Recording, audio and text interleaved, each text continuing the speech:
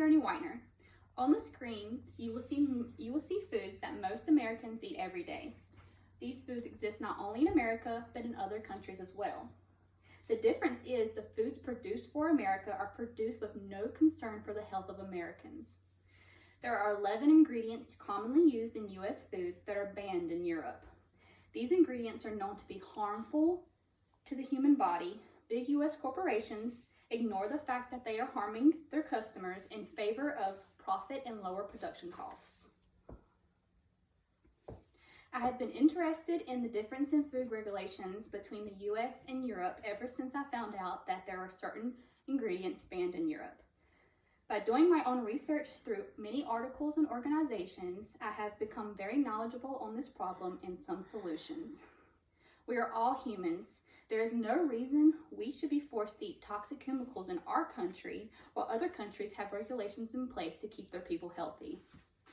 Today, I will be discussing some of the ingredients that are banned in Europe and why it is a problem that they are allowed in the U.S. I will also discuss alternatives and the importance of supporting organizations and political leaders that will advocate for the American people on this issue. First, let's discuss some of the harmful ingredients that are still used in U.S. foods.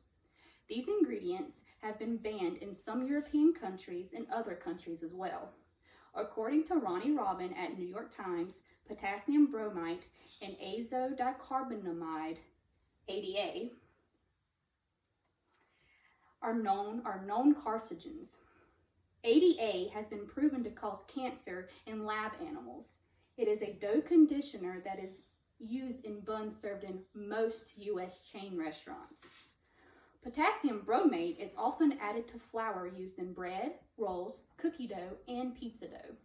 This makes the dough rise higher and appear whiter.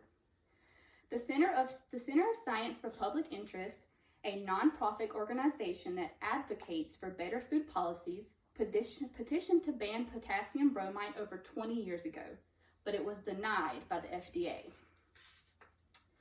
Synthetic food dyes are also banned in Europe. Synthetic food dyes such as red 40, yellow 5, and blue 2 are used in foods to make them brightly colored. Food dyes are in a lot of the foods Americans consume daily, like sports drinks, sodas, candy, chips, even mustard and ketchup. They are used in salmon to make it more pink, and even pickles to make them more green.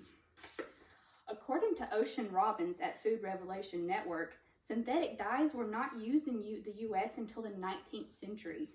Food manufacturers realized it was cheaper to use synthetic dyes, and they are more appealing to the consumer eye than natural dyes. Synthetic dyes have been linked to tumors and hyperactivity in children. Europe allows natural dyes as a substitute for synthetic dyes, and they are safe for human consumption. It may not be appealing to the eye, but it is much safer. Most Americans are familiar with the use of growth hormones and herbicides in U.S. agriculture.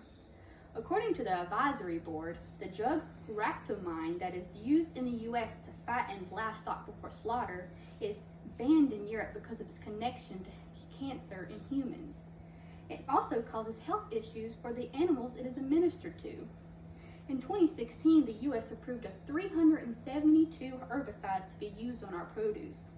The European Union has already banned 72 of them for the danger they impose on human health. Now that it is clear that there is a problem with the lack of concern the U.S. governmental agencies have with the health of the American people, let's talk about solutions. You may feel helpless, like there is nothing you can do about this huge problem, but there is a way to take this problem into your own hands. The good thing about having free will is that you have control over the things that you choose to consume.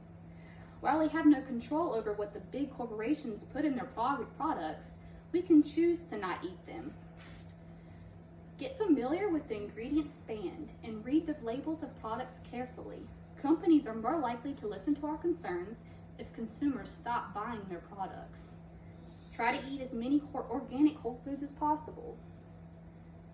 Fruits, vegetables, and whole grains. Visit your local farmers markets. Try to avoid eating processed foods when you can, and cook your meals at home as much as possible so that you have control over the ingredients that go in your food. Support organizations and political leaders that advocate for you. The Center of Science for Public Interest and the Environmental Working Group are two nonprofit organizations that advocate for the need to ban harmful chemicals in our food. According to the Environmental Working Group, this issue is getting more attention than it ever has. So now is the time to sign petitions and vote for political leaders that want to work towards banning harmful chemicals. If you go to either of these organizations' websites, you can find access to information on all chemical additives in food, what foods do not have dangerous additives, and petitions to sign that will help influence the decisions of the FDA.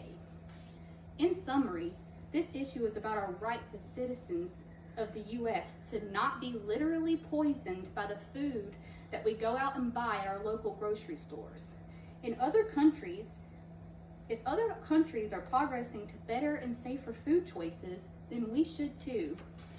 Some states in the U.S., like California, are already taking steps in the right direction to ban harmful food additives. This should be nationwide. Now is the time to make better choices for your health. Stop supporting big corporations that do not care about feeding you toxic chemicals. Vote for leaders who care. Support organizations who care. The time is now, not later. We deserve to eat food that does not harm us. Thank you.